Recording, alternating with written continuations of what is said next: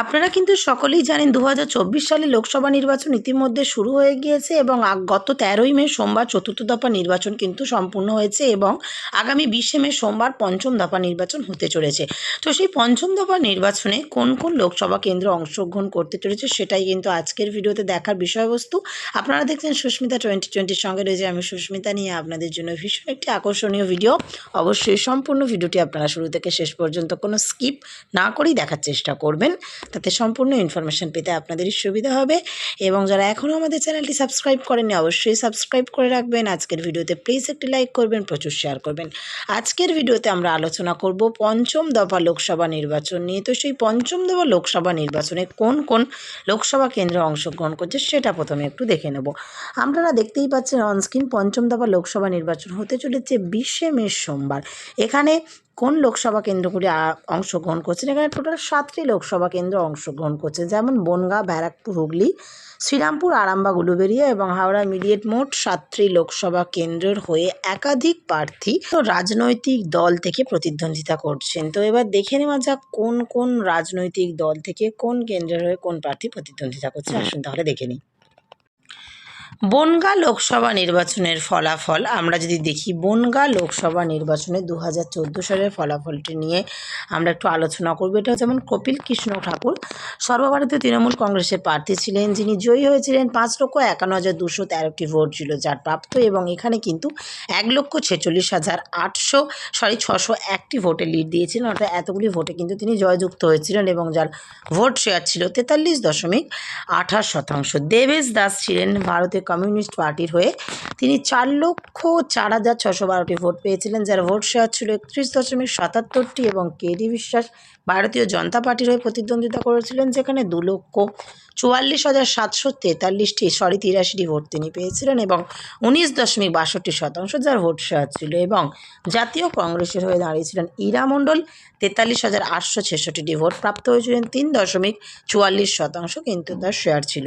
এবার যদি আমরা 2019-এর ফলাফলটা দেখি, এখানে কিন্তু দেখলাম আমরা 2014-য় কিন্তু এখানে তৃণমূল প্রার্থী জয়যুক্ত হয়েছিলেন এবং সেক্ষেত্রে আমরা দেখতে পাচ্ছি 2019-এ ভারতীয় জনতা পার্টি অর্থাৎ বিজেপি জয়যুক্ত হয়েছেন প্রায় অনেকগুলি ভোটে। এখানে 6,87,622টি ভোট তিনি প্রাপ্ত হয়েছিলেন এবং যার ভোট শেয়ার ছিল 48.85% এবং 1,11,554টি ভোটে তিনি লিড দিয়েছিলেন, অর্থাৎ এতগুলো ভোটে তিনি জয়যুক্ত হয়েছিলেন। মমতা ঠাকুর তৃণমূল কংগ্রেসের পক্ষ থেকে 5,76,028টি ভোট পেয়েছিলেন, যার ভোট শেয়ার ছিল 40.92%।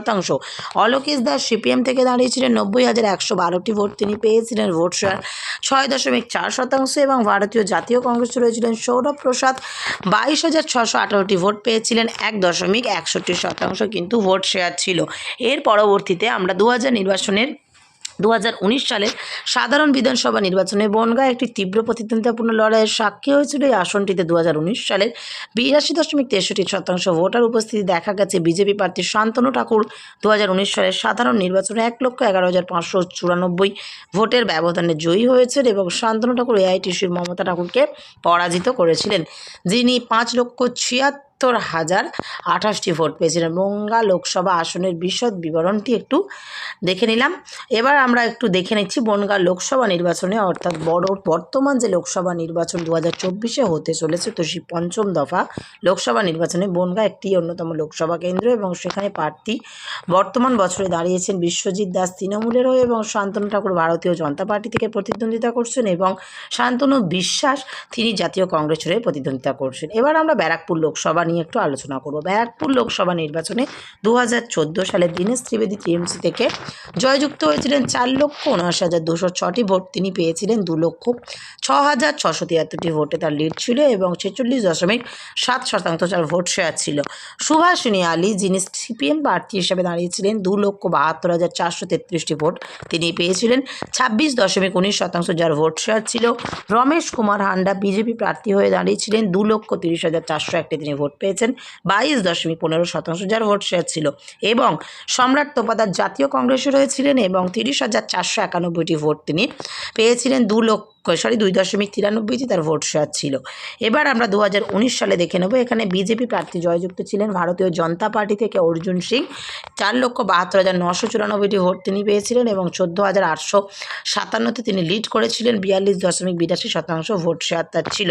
দীনেশ ত্রিবেদী টিএমসি থেকে প্রতিদ্বন্দ্বিতা করেছিলেন। 4,58,137টি ভোট প্রাপ্ত হয়েছিলেন, 41.48% যার ভোট শেয়ার ছিল। গার্গী চ্যাটার্জি সিপিআইএম প্রার্থী হিসেবে দাঁড়িয়েছিলেন। 1,17,456টি ভোট তিনি প্রাপ্ত করেছিলেন এবং 10.63% যার ভোট শেয়ার ছিল।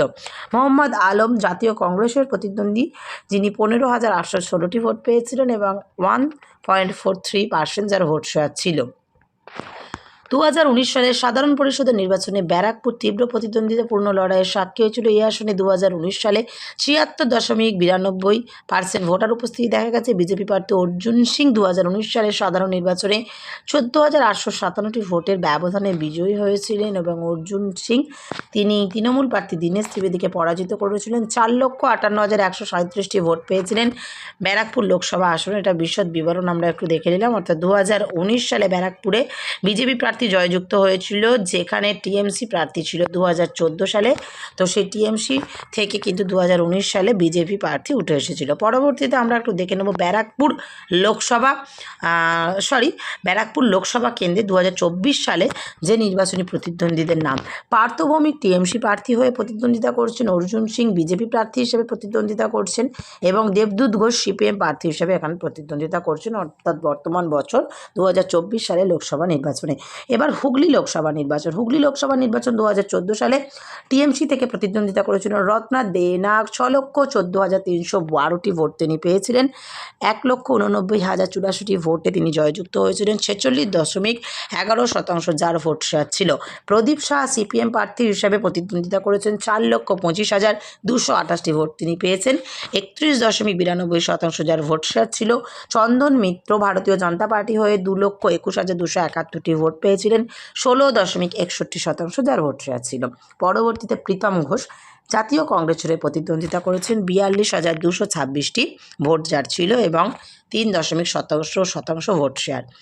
হুগলি নির্বাচন 2019-এ লকেট চ্যাটার্জি জয়যুক্ত হয়েছিলেন বিজেপি প্রার্থী হিসাবে, অর্থাৎ ভারতীয় জনতা পার্টি থেকে, যিনি 6,71,448টি ভোট পেয়েছিলেন। 73,362টি ভোটে লিড করেছিলেন এবং 46.6% যার ভোট শেয়ার ছিল।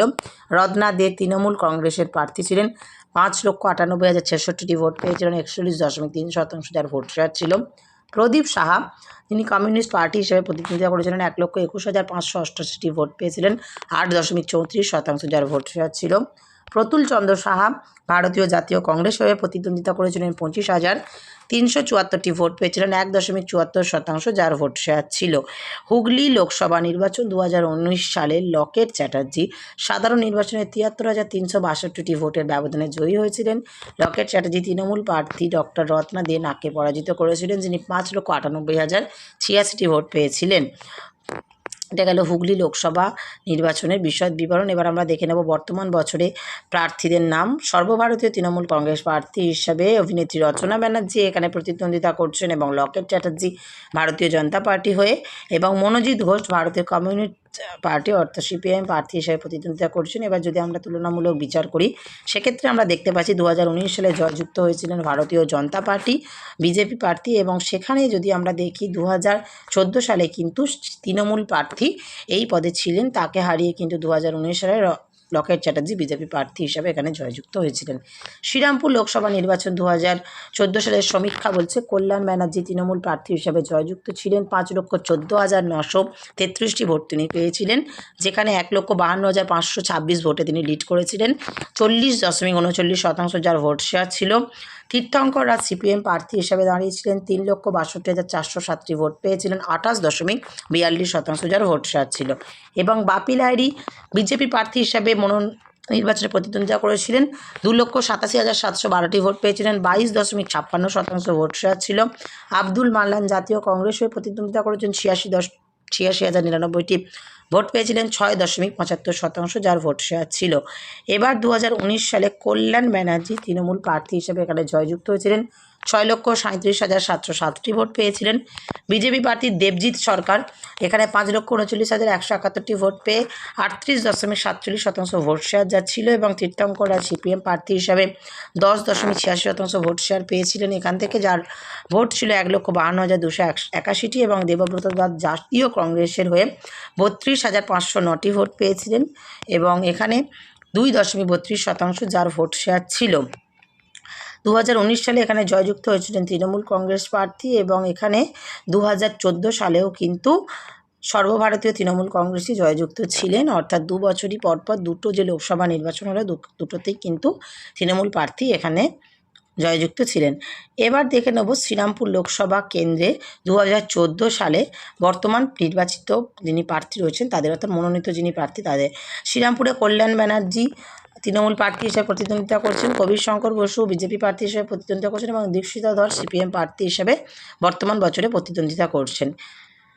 আরামবাগে নির্বাচন 2014 সালে অপরূপা পোদ্দার 7,48,764টি ভোট পেয়েছিলেন তৃণমূল প্রার্থী হিসাবে। 3,46,845টি ভোটে তিনি লিড করেছেন। ভীষণই ভালো একটি ফলাফল ছিল। শতকরা 55.71% যার ভোট শেয়ার ছিল। শক্তিমোহন মালিক সিপিএম প্রার্থী হিসেবে প্রতিদ্বন্দ্বিতা করেছিলেন। 4,01,919টি ভোট প্রাপ্ত হয়েছিলেন।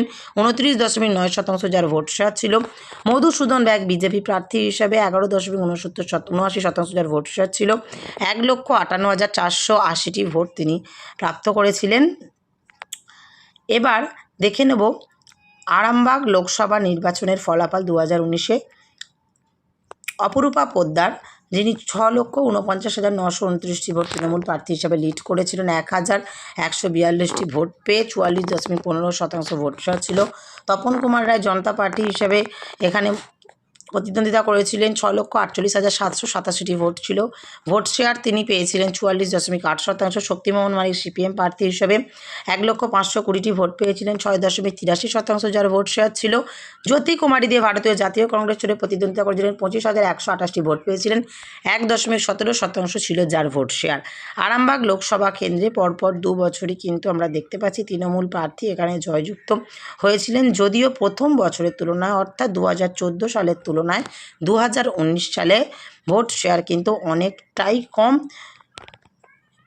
শুধুমাত্র 1,142টি ভোটে কিন্তু লিড করেছিল বিজেপি, কিন্তু এখানে পূর্বের তুলনায় অনেকাংশে এগিয়ে ছিল। যাই হোক, বর্তমান বছরে আরামবাগ লোকসভা কেন্দ্রের নির্বাচিত প্রার্থীদের তালিকা হচ্ছে: মিতালি ব্যাগ সর্বভারতীয় তৃণমূল কংগ্রেস থেকে, অনুপ কান্তি দিগার জনতা পার্টির হয়ে অর্থাৎ বিজেপি থেকে, এবং বিপ্লব কুমার মৈত্র সিপিএম প্রার্থী হিসেবে প্রতিদ্বন্দ্বিতা করছেন। উলুবেড়িয়া লোকসভা নির্বাচনে যদি আমরা দেখি, 2014 সালে সুলতান আহমেদ সর্বভারতীয় তৃণমূল কংগ্রেস প্রার্থী হিসেবে এখানে জয়যুক্ত হয়েছিলেন। 5,70,785টি ভোট তিনি পেয়েছিলেন, 48.46% যার ভোট শেয়ার ছিল। 2,01,222টি ভোটে তিনি লিড করেছিলেন। সাবির উদ্দিন মোল্লা 3,69,563টি ভোট তিনি পেয়েছিলেন, 31.38% ভোট শেয়ার ছিল। সিপিএম প্রার্থী হিসেবে তিনি প্রতিদ্বন্দ্বিতা করেছিলেন। রঞ্জিত কিশোর মহান্তি বিজেপি প্রার্থী হয়ে প্রতিদ্বন্দ্বিতা করেছিলেন, 1,37,137টি ভোট তিনি পেয়েছিলেন, 11.64% ভোট শেয়ার ছিল। অসিত মিত্র জাতীয় কংগ্রেস ছেড়ে প্রতিদ্বন্দ্বিতা করেছেন, 67,826টি তিনি ভোট পেয়েছিলেন, 5.76% যার ভোট শেয়ার ছিল। এবং উলুবেড়িয়া নির্বাচনী ফলাফল 2019 সালে সাজদা আহমেদ তৃণমূল প্রার্থী হিসেবে জয়যুক্ত হয়েছিলেন। 6,94,945টি ভোটে তিনি পেয়েছিলেন, 2,15,359টি ভোটে তিনি লিড করেছিলেন, এবং 53% ভোট শেয়ার ছিল। জয় ব্যানার্জি ভারতীয় বিজেপি জনতা পার্টি হিসাবে এখানে তিনি প্রতিদ্বন্দ্বিতা করেছিলেন, 4,79,586টি ভোট পেয়েছিলেন, 36.58% ভোট শেয়ার ছিল। মাকসুদা খাতুন সিপিএম প্রার্থী হিসাবে 81,314টি ভোট পেয়েছিলেন, 6.2% যার ভোট শেয়ার ছিল। সোমা রানী শ্রীরায় এখানে 27,568টি ভোট পেয়েছিলেন, তিনি কংগ্রেস প্রার্থী হয়ে প্রতিদ্বন্দ্বিতা করেছিলেন, 2.1% যার ভোট শেয়ার ছিল। 2019 সালে বিধানসভা নির্বাচনে তৃণমূল প্রার্থী সাজদা আহমেদ 2,15,359 ভোটের ব্যবধানে 6,94,945 ভোট পেয়ে সাধারণ নির্বাচনে জয়ী হয়েছিলেন। সাজদা আহমেদ বিজেপির জয় ব্যানার্জিকে পরাজিত করেছেন, যিনি 4,79,586 ভোট পেয়েছিলেন। বর্তমান 2024 সালের লোকসভা নির্বাচনে উলুবেড়িয়া প্রার্থীদের তালিকা: সাজদা আহমেদ তৃণমূল প্রার্থী হিসাবে, অরুণ দয়াল চৌধুরী বিজেপি প্রার্থী হিসাবে এবং আজহার মল্লিক জাতীয় কংগ্রেস প্রার্থী হিসাবে মনোনীত হয়েছেন। হাওড়া নির্বাচনের ফলাফল: 2014 সালে প্রসূন ব্যানার্জি 4,88,461 ভোটে পেয়েছিলেন। তিনি 1,96,956 ভোটে তিনি লিড করেছিলেন। 43.79% যার ভোট শেয়ার ছিল। শ্রীদীপ ভট্টাচার্য 2,91,505 ভোট পেয়েছিলেন, 26.13% যার ভোট শেয়ার ছিল। জর্জ বেকার ভারতীয় জনতা পার্টি অর্থাৎ বিজেপি প্রার্থী হিসেবে প্রতিদ্বন্দ্বিতা করেছিলেন, 22.24% যার ভোট শেয়ার পেয়েছিলেন। উনি 2,48,120 ভোট পেয়েছিলেন। মনোজ কুমার পাণ্ডে জাতীয় কংগ্রেস প্রার্থী হিসেবে 63,254 ভোট পেয়েছিলেন, 5.67% যার ভোট শেয়ার ছিল। হাওড়া নির্বাচন 2019 সালে প্রসূন ব্যানার্জি তৃণমূল কংগ্রেসের প্রার্থী হয়ে 5,76,711 ভোট পেয়েছিলেন, 1,03,695 ভোটে তিনি লিড করেছিলেন এবং 47.18% যার ভোট শেয়ার ছিল। রন্তিদেব সেনগুপ্ত বিজেপি প্রার্থী হয়ে প্রতিদ্বন্দ্বিতা করেছিলেন, 4,73,016 ভোট পেয়েছিলেন, 38.7% যার ভোট শেয়ার ছিল। সৌমিত্র অধিকারী 1,05,547 ভোট পেয়েছিলেন, 8.64% যার ভোট শেয়ার ছিল। তিনি সিপিএম প্রার্থী হিসাবে নির্বাচনে প্রতিদ্বন্দ্বিতা করেছিলেন। শুভ্রা ঘোষ 32,107 ভোট পেয়েছিলেন, 2.63% যার ভোট শেয়ার ছিল। তিনি জাতীয় কংগ্রেসের প্রার্থী হিসেবে প্রতিদ্বন্দ্বিতা করেছিলেন। হাওড়া লোকসভা কেন্দ্রে 2019 সালে তৃণমূল প্রার্থী প্রসূন ব্যানার্জি 5,76,711 ভোট পেয়ে 1,03,695 ভোটের ব্যবধানে জয়ী হয়েছেন। প্রসূন ব্যানার্জি বিজেপির রন্তিদেব সেনগুপ্তকে পরাজিত করেছিলেন, যিনি 4,73,016 ভোট পেয়েছিলেন। হাওড়া লোকসভা কেন্দ্রে বর্তমান বছরে নির্বাচিত প্রার্থীদের তালিকা: প্রসূন ব্যানার্জি সর্বভারতীয় তৃণমূল কংগ্রেসের প্রতিদ্বন্দ্বিতা করছেন এবং রতিন চক্রবর্তী ভারতীয় জনতা পার্টির হয়ে প্রতিদ্বন্দ্বিতা করছেন। সব্যসাচী চট্টোপাধ্যায় সিপিএম প্রার্থীর হয়ে প্রতিদ্বন্দ্বিতা করছেন। সুতরাং আপনারা দেখতে পেলেন 2014 সালে লোকসভা নির্বাচনে কোন কোন প্রার্থী এখানে প্রতিদ্বন্দ্বিতা করছেন কোন লোকসভা কেন্দ্রের হয়ে, এবং বিগত দুটো যে লোকসভা নির্বাচন হয়েছে বিগত বছরগুলিতে 2014 এবং 2019 মিলিয়ে লোকসভা নির্বাচনে বুথ ফেরার সমীক্ষা আজকের ভিডিওতে আপনাদের সঙ্গে শেয়ার করলাম। আশা করি ভিডিওর মাধ্যমে আপনারা উপকৃত হলেন। অসংখ্য ধন্যবাদ সম্পূর্ণ ভিডিওটি দেখার জন্য। এই ধরনের বিভিন্ন নির্বাচনী আপডেট সহ সরকারি আপডেট পেতে আমাদের চ্যানেল ফলো রাখুন এবং আমাদের ভিডিওতে একটি লাইক করুন, প্রচুর শেয়ার করুন। অসংখ্য ধন্যবাদ সম্পূর্ণ ভিডিওটি দেখার জন্য। আবার দেখা হবে নতুন ভিডিওতে।